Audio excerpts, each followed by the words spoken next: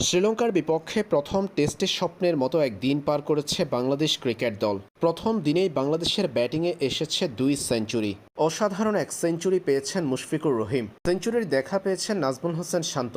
শ্রীলঙ্কার বিপক্ষে টেস্টের সর্বোচ্চ রান সংগ্রহকারী ব্যাটারদের তালিকায় সচিন টেন্ডুলকার, ইউনুস খানদের পাশে নাম তুলেছেন মুশি। দিন শেষে মুশফিকুর রহিম অপরাজিত ছিলেন 105 রানে।